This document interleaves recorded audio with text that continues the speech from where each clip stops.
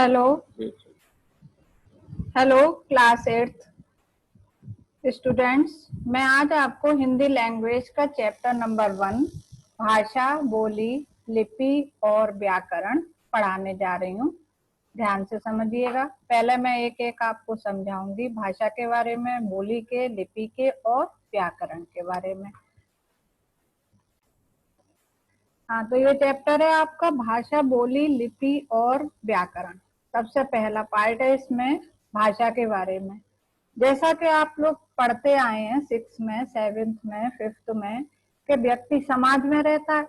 समाज में अनेक लोगों का समूह होता है, तो उसको अपनी बात को कहने और समझने के लिए जिस माध्यम की आवश्यकता होती है उसे हम भाषा कहते हैं। तो अपने समाज में रहते हुए मन के भावों और बात आदि को एक दूसरे से कहने और समझने समझाने के लिए जिस साधन की आवश्यकता पड़ती है उसे भाषा कहते हैं। ये हो गई भाषा की परिभाषा। ऐसा था कि सृष्टि के आरंभ में जब कोई भाषा नहीं थी और आदि मानव अपने एक विचारों को एक दूसरे तक प्रेषित करने के लिए, पहुंचाने के लिए कुछ ध्वनि संकेतों के द्वारा भाषा का प्रयोग करते थे। ध्वनि संकेत कहते हैं मुंह से तरह तरह की आवाजें निकाला करते थे और उसी को समझ करके एक दूसरे से और वो अपना काम चलाया करते थे। तो इस तरीके से, परंतु धीरे धीरे जैसे जैसे मनुष्य सभ्य होता गया तो उसको जो है वो अपने बात को समझाने के लिए और भाषा की बहुत ज्यादा आवश्यकता महसूस हुई। तो जो ध्वनियां हमारे मुख से निकलती हैं उन्हीं ध्वनियों को लिखित रूप जो है वो वर्ण कहलाता है। यही वर्ण और शब्द और वाक्य मिल करके और पूरे मनुष्य ने अपने भावों की अभिव्यक्ति का माध्यम बना लिया, जिसको कि हम भाषा कहते हैं। तो अब समझते हैं कि भाषा की परिभाषा क्या है, कि जिस माध्यम से मनुष्य अपने भावों और विचारों को प्रकट करता है और दूसरे के विचारों को समझता है, उसे हम भाषा कहते हैं। आप सभी जानते हैं इस चीज को। अब भाषा के दो रूप होते हैं, जैसे कि मौखिक रूप और लिखित रूप। मौखिक रूप को, जो कि मौखिक रूप कहलाता है बोल करके अपनी बात को व्यक्त करने का साधन।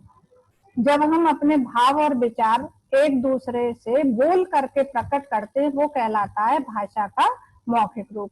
भाषा के मौखिक रूप में आता है भाषण देना, फोन पर बातें करना, रेडियो सुनना आदि। ये मौखिक भाषा का प्रयोग, मौखिक भाषा के उदाहरण हैं। तो अब मौखिक भाषा की क्या परिभाषा हुई? बोलकर और सुनकर विचारों के आदान प्रदान को मौखिक भाषा कहते हैं। अब आता है भाषा का दूसरा रूप। भाषा का दूसरा रूप लिखित रूप होता है, जो कि हम लिख करके भाषा को प्रयोग में लाते हैं। भाषा के लिखित रूप का अर्थ है कि जब श्रोता सामने ना हो और अपनी बात को उस तक पहुंचाना हो तो बात व्यक्ति जो है लिखकर अपने भाव और विचार दूसरों तक पहुंचाते हैं और दूसरे उसे पढ़ करके उसको समझ लेते हैं, तो वो माध्यम कहलाता है भाषा का लिखित रूप। इसके अंतर्गत पत्र, निबंध, लेख, प्रतिवेदन, प्रतिवेदन कहते हैं रिपोर्ट को, संवाद लेखन, सार लेखन, सार कहते हैं सारांश को, आदि इसी कोटि में आते हैं।